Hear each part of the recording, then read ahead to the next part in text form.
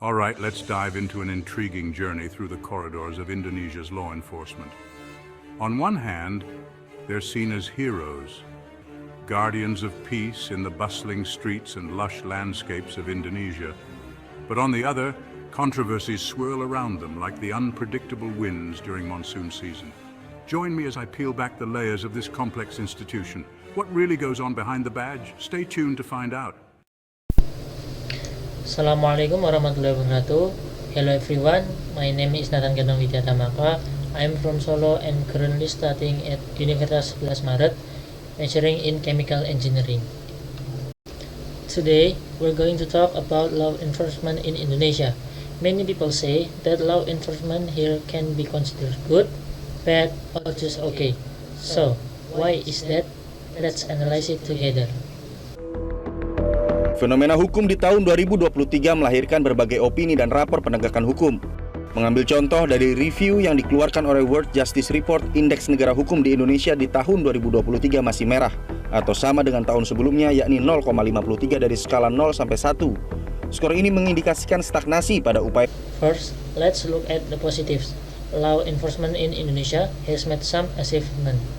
For instance, several high-profile cases have been successfully solved by law enforcement officers, such as major corruption and drug cases. Additionally, institutions like the KPK or Corruption Eradication Commission show the government's commitment to fighting corruption. Mantan Wakil Ketua KPK periode 2015-2019, Laude M. Syarif mengatakan, bansos yang dibagikan ke sembarang orang lewat ditengarai memuat konflik kepentingan. Seharusnya bansos disalurkan kepada penerima yang telah ditentukan nama dan alamatnya. Laude menekankan penyaluran bansos harus dilakukan secara hati-hati. Terlebih pada tahun 2024 ini, anggaran bansos lebih tinggi dibandingkan dengan tahun-tahun sebelumnya. Diketahui video lama Presiden Jokowi yang bagi-bagi bansos di depan istana kembali viral menjelang pemilu. Penyaluran bansos dilakukan pada April 2023 dengan sasaran para pengemudi ojek online. But we also can't ignore the shortcomings. One major issue is injustice in law enforcement. There are still many cases where the law seems harsh on the lower classes but lenient on the upper classes. For example, minor offenses sometimes receive heavy punishments, while major cases might easily escape. Another serious problem is corruption among law enforcement officers themselves. Many bribery cases involve police officers, prosecutors, and even judges. This, of course, undermines public trust in our legal system. Kalian banyak yang merasakan praktik penegakan hukum yang seolah tajam ke bawah, tumpul ke atas. Tajam ke lawan, tumpul ke kawan.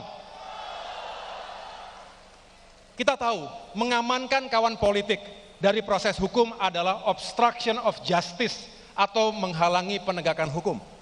Sedangkan menggunakan instrumen, saya ulangi, menggunakan instrumen hukum untuk menghabisi lawan politik, namanya abuse of power, penyalahgunaan kekuasaan. Kedua-duanya tidak sepatutnya terjadi di negeri tercinta Indonesia ini. Then there's the issue of efficiency and transparency. The slow judicial process often hampers justice. It's not uncommon to hear about cases dragging on for years without resolution. This is very detrimental to those seeking justice. So, in conclusion, law enforcement in Indonesia still faces many challenges that need to be addressed. While there have been some improvements, there's still much work to be done, such as improving the judicial system, eradicating corruption among law enforcement, and ensuring justice for all levels of society. Berantas dan memerangi perjudian online, dan sampai saat ini sudah lebih dari 2,1 juta situs judi online sudah ditutup. tak hanya Fair and transparent law enforcement is the foundation of this country.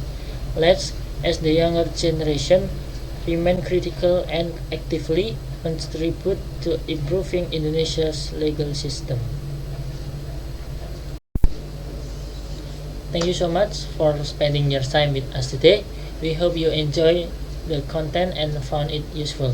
We'll be back with more exciting and informative videos, so stay tuned and take care until we meet again. Assalamualaikum warahmatullahi wabarakatuh.